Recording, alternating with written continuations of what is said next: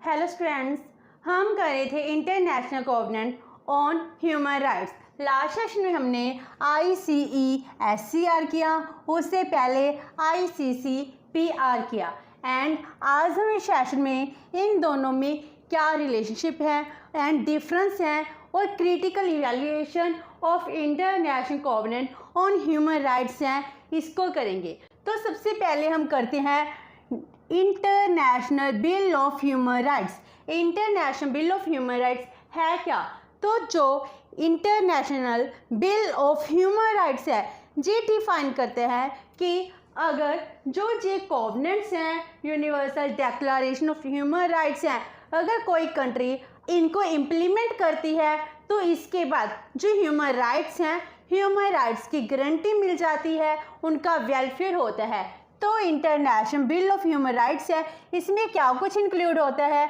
Universal declaration of human rights जिसको हम UDHR कहते हैं, then international covenant on civil and political rights जिसको ICCPR भी कहा जाता है, एंड 2 ऑप्शनल प्रोटोकॉल्स जिसमें फर्स्ट ऑप्शनल प्रोटोकॉल है जो ह्यूमंस को राइट देता है अगर कोई स्टेट है उसके राइट्स को वायलेट करती है तो वो डायरेक्टली जो ह्यूमन राइट कमीशन है इसको अप्रोच कर सकते हैं। एंड जो सेकंड ऑप्शनल प्रोटोकॉल है ये कहते हैं कि हर एक स्टेट को अपनी कंट्री में जो डेथ पेनल्टी है, डेथ सेंटेंस है, इसको ख़त्म करना होगा।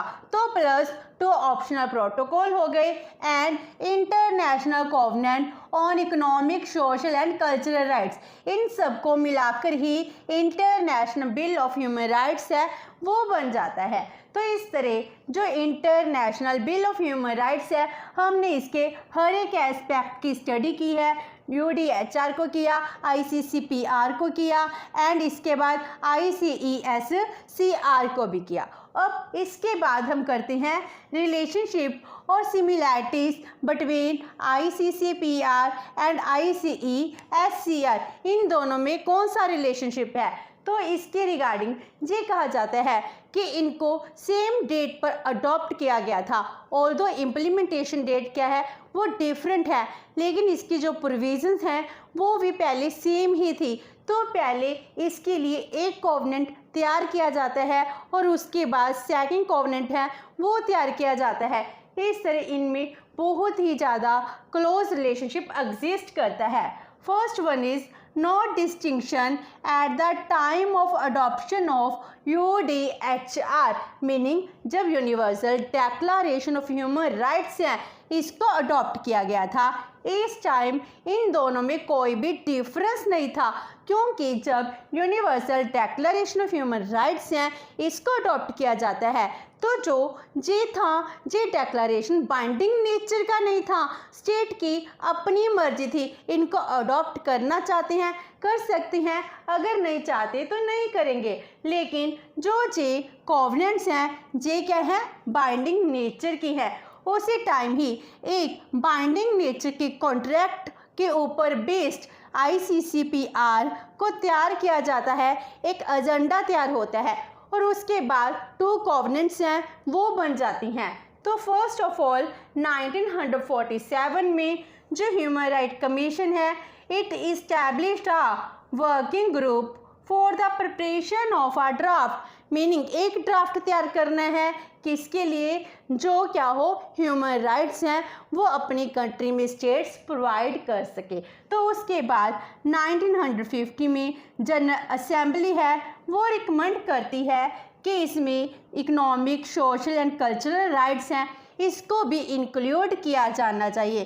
तो पहले स्पेसिफिक राइट्स थे इनको डिफाइन किया जाता है, लेकिन 50 में जनरल असेंबली कहती है economic, social and cultural rights को इंक्लूड करने हैं एंड 52 में जो जनरल असेंबली है on the recommendation of economic and social council, इसकी जो काउंसिल है उसकी रिकमेंडेशन के ऊपर क्या करती है, ये डिसाइड करती है कि इसके लिए 2 कोवेनेंट्स हैं उनका ड्राफ्ट है वो प्रिपेयर होना चाहिए, मीनिंग अब एक कोवेनेंट नहीं 2 कोवेनेंट बनते हैं। तो 52 में जो डिसाइड किया जाता है इनके लिए 2 कोवेनेंट्स बनेंगे। तो पहले क्या होता है, एक कोवेनेंट ही तैयार होता है और उसके बाद 52 में डिसाइड किया जाता है कि 2 कोवेनेंट्स तैयार होने चाहिए। तो पहले इनमें कोई डिफरेंस ही नहीं था।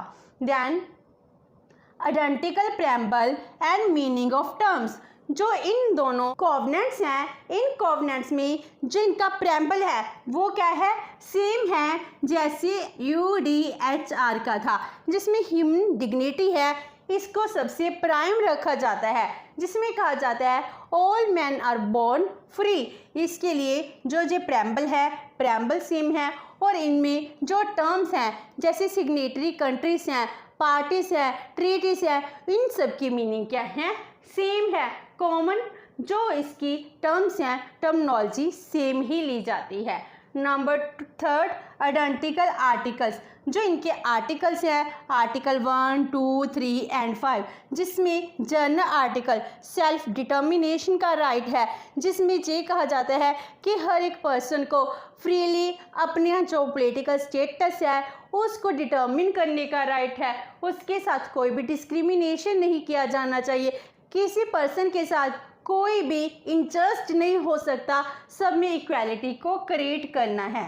Then same objectives of both covenants, जो कोवेनेंट्स हैं इनके ऑब्जेक्टिव्स क्या हैं वो भी सेम है, जैसे लीगली बाइंडिंग होने चाहिए और इसके अलावा जिसमें ह्यूमन डिग्निटी है इसको मेन प्राइम ऑब्जेक्टिव दिया गया है। अगर स्टेट्स हैं इसके लिए अपने जो लेजिस्लेचर है इसमें उनको चेंज करना पड़े वो भी कर सकती हैं। Then legally binding in nature, जी जो दोनों कोवेनेंट्स हैं, दोनों कोवेनेंट्स कैसी हैं, ये बाइंडिंग नेचर की है। अगर कोई स्टेट है इसको साइन कर देती है तो उसके लिए जो ये प्रोविजंस हैं, आर्टिकल्स हैं, उनको मानना कंपल्सरी हो जाता है। After that recognized relationship by Human Rights Commissions in 1968, जो ह्यूमन राइट कमीशन है उसने भी इनके रिलेशनशिप को रियलाइज़ किया है। उन्होंने कहा है अगर हम चाहते हैं कि ह्यूमन अपने राइट्स को फुली यूटिलाइज करे और इसके लिए फुल रियलाइजेशन होनी चाहिए ह्यूमन राइट्स की, अगर उसके लिए जो पॉलिटिकल एंड कल्चरल राइट्स हैं, सिविल राइट्स हैं वो दिए जाते हैं, लेकिन किसी कंट्री में जो सिविल एंड पॉलिटिकल राइट्स दिए गए हैं, पॉलिटिकल राइट्स तभी यूज़ होंगे अगर उसकी इकोनॉमिक सिक्योरिटी मिलेगी, अगर उसका इकोनॉमिक वेलफेयर होगा तो इकोनॉमिक सोशल सिक्योरिटी और जो कल्चरल राइट्स हैं अगर उसको ये प्रोवाइड कराए जाते हैं उसके बाद ही उसके लिए सिविल एंड पॉलिटिकल राइट्स है इसकी वैल्यू होती है। तो ये दोनों क्या हैं, इंटर रिलेटेड हैं। तो इसको HCR ह्यूमन राइट कमीशन भी एक्सेप्ट करता है और इसके बाद जनरल असेंबली की कॉन्फ्रेंसेस होती हैं, इसमें भी इसको एक्सेप्ट किया जाता है कि इन दोनों में बहुत ही ज़्यादा क्लोज रिलेशनशिप है। And last one is same date of adoption, इन दोनों को अडॉप्ट भी सेम डे पर ही किया गया था, 16 दिसंबर 1966 को। इस तरह इन दोनों में बहुत ही ज़्यादा सिमिलैरिटीज़ हैं, लेकिन इसके साथ ही कुछ डिफरेंसेस भी हैं, लेकिन जो डिफरेंसेस हैं बहुत ही नॉमिनल डिफरेंस है, बहुत ही छोटी कम डिफरेंसेस है। तो इन दोनों में क्या डिफरेंस है, जो ICCPR है इसको फर्स्ट जनरेशन राइट्स कहते हैं। उस टाइम कोल्ड वॉर का पीरियड था, इस वॉर टाइम में जो कंट्रीज है वो यही चाहती थी जो सिविल एंड पॉलिटिकल राइट्स हैं वो डिफरेंट होने चाहिए, इकोनॉमिक सोशल एंड जो कल्चरल राइट्स है वो डिफरेंट होने चाहिए, क्योंकि हर एक कंट्री ये चाहती थी कि हमारी इकोनॉमी में डेवलपमेंट हो। इसके लिए वो अपने सिटीजन्स को इकोनॉमिक सोशल कल्चरल राइट्स देना चाहती थी, लेकिन कुछ पॉलिटिकल राइट्स है वो नहीं देना चाहती थी, इसीलिए इनमें थोड़ा सा डिफरेंशिएट किया जाता है। जो सिविल एंड पॉलिटिकल राइट्स है जे फर्स्ट जनरेशन राइट्स है, जो economic social and cultural rights है इसको सेकंड जनरेशन राइट्स कहा जाता है। तो सबसे पहले जो सिविल पॉलिटिकल राइट्स है इनको इंक्लूड करने की बात होती है, उसके बाद ही economic social and cultural rights है उसको इंक्लूड किया जाता है। नंबर 2, जो डेवलप्ड कंट्रीज हैं वो इनकी तरफ ज़्यादा इंक्लाइंड है, क्योंकि जो सिविल एंड पॉलिटिकल राइट्स हैं उनको बहुत ज़रूरत है ह्यूमंस को ये राइट्स देने की, क्योंकि उन कंट्रीज़ में economic, social, culture rights already provide किए गए हैं। लेकिन जो अंडर डेवलप्ड कंट्रीज़ हैं उन कंट्रीज़ में अभी भी उनको जो उनके रहने वाले सिटीजन्स हैं, ह्यूमंस हैं, उनको ना ही अभी तक इकोनॉमिक राइट्स मिले हैं, सोशल सिक्योरिटी मिली है, सोशल राइट्स मिले हैं, कल्चरल राइट्स मिले हैं। तो जे इनकी तरफ ज़्यादा इंक्लाइंड है, इसीलिए इन दोनों में थोड़ा सा डिफरेंस होता है। जब एक कंट्री इन राइट्स को अचीव कर लेती है, इकोनॉमिक डेवलपमेंट कर लेती है, उसके बाद ही वो अपनी कंट्री के सिटीजन्स को सिविल एंड पॉलिटिकल राइट्स हैं और भी ज़्यादा देती है, और वहाँ के ह्यूमंस हैं, सिटीजन्स हैं, वो भी अवेयर हो जाते हैं अपने राइट्स की तरफ। इस तरह जो पहले सिटीजन्स हैं, कंट्रीज हैं, वो इकोनॉमिक, सोशल राइट्स देती हैं, बाद में सिविल एंड पॉलिटिकल राइट्स देती हैं। तो इस तरह इन दोनों में थोड़ा सा डिफरेंस अराइज हो जाता है। Now importance of the covenants, जो ये दोनों कोवेनेंट्स हैं इनकी क्या इम्पोर्टेंस है। First one is it preserve the human dignity, human dignity को प्रिजर्व करती है, जिसमें कहते हैं all man are free and they are equal, इनके साथ कोई भी डिस्क्रिमिनेशन नहीं किया जाएगा। और इसमें जो राइट्स हैं इनको यूनिवर्सल कहा गया है कि सभी कंट्रीज़ में ये राइट्स प्रिवेल करने चाहिए, चाहे कोई कंट्री डेवलप है ऑल्दो अंडर डेवलप्ड है। And it prohibits any type of discrimination, meaning किसी भी पर्सन के साथ उसके कास्ट, रिलीजन, रेस के बिहाव पर कोई भी डिस्क्रिमिनेशन नहीं होना चाहिए। And all man are born free, इसीलिए किसी को स्लेव नहीं बनाना चाहिए। Next is essential for the development of the individual, जो इंडिविजुअल हैं इनकी डेवलपमेंट के लिए अगर किसी चीज़ की ज़रूरत है तो ह्यूमन राइट्स की है। अगर हमको राइट्स मिलेंगे हम अपनी कैपेबिलिटीज़ के अकॉर्डिंग, कैलिबर के अकॉर्डिंग अपने आप को ओवरऑल डेवलप कर सकते हैं। तो यही कहते हैं अगर इंडिविजुअल की ओवरऑल डेवलपमेंट करनी है उसके लिए इन राइट्स का होना बहुत ज़रूरी है। एंड इंटरनेशनल लॉज में इसकी बहुत ही स्पेशल प्लेस है, बहुत ही ज़्यादा इम्पोर्टेंस है। हर एक कंट्री इन लॉज को मानने की कोशिश करती है। अगर कोई अपनी कंट्री में इनको अडॉप्ट नहीं किया है लेकिन सिग्नेटरी बन जाती है, जिसमें वो चाहती है कि हम आने वाले टाइम में इस ट्रीटी को साइन भी कर लेंगे, तो इस तरह इसकी बहुत ज़्यादा इम्पोर्टेंस है। लेकिन इम्पोर्टेंस के साथ साथ क्रिटिसिज्म तो नेचुरल है, तो इसके कुछ क्रिटिसिज्म्स भी हैं। वो क्या क्या हैं। Number 1, human rights can not be universal in nature, ये कहते हैं जो ह्यूमन राइट्स हैं ये कभी भी यूनिवर्सल नहीं हो सकते।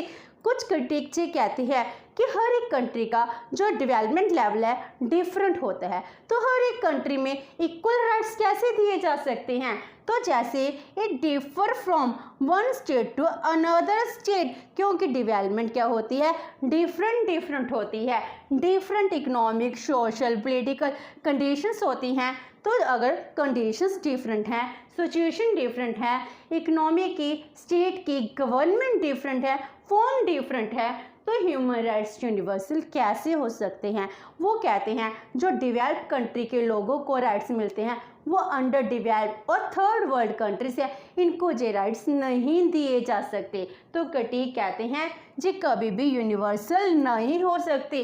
तो ये 2 कोवेनेंट्स हैं जी, तो यही कहते हैं राइट्स क्या होते हैं, यूनिवर्सल होते हैं, जो किसी के साथ कोई डिस्क्रिमिनेशन नहीं करते हैं। Number 2, there are certain glaring omissions therein, कहते हैं इसमें कुछ गलतियां की गई हैं। वो कैसी मिस्टेक्स हैं। फॉर एग्जाम्पल प्रॉपर्टी राइट्स, वैसे तो कोवेनेंट है, ये कोवेनेंट प्रॉपर्टी राइट्स को प्रोटेक्ट नहीं करती है, लेकिन फिर भी ये क्या कहती है, जो प्रॉपर्टी राइट्स हैं इनको रिकॉग्नाइज करती है। अगर सोशल कंट्रीज हैं, सोशलिस्टिक कंट्री में क्या होता है, वो प्रॉपर्टी राइट को प्रोटेक्ट नहीं करती, तो इस तरह क्या है, एक तरह से प्रॉब्लम क्रिएट हो जाती है। Number 3, covenants had not acquired the status of customary rule of international law, means international law में जे कस्टमरी रूल के अकॉर्डिंग नहीं है, इसने अभी तक कस्टमरी लॉ है इसका स्टेटस भी अटेन नहीं किया है। तो ये होगी इसकी क्रिटिसिज्म। तो इस तरह जो इंटरनेशनल कॉवेनेंट्स ऑन ह्यूमन राइट्स हैं, हमने ये टॉपिक कंप्लीट किया। होप सो कि आपको ये सेशन अच्छा लगा होगा। अगर आपकी कोई क्वेरी है तो post it comment box and video अच्छी लगी तो please like and share with your friends. Thank you so much and have a nice day.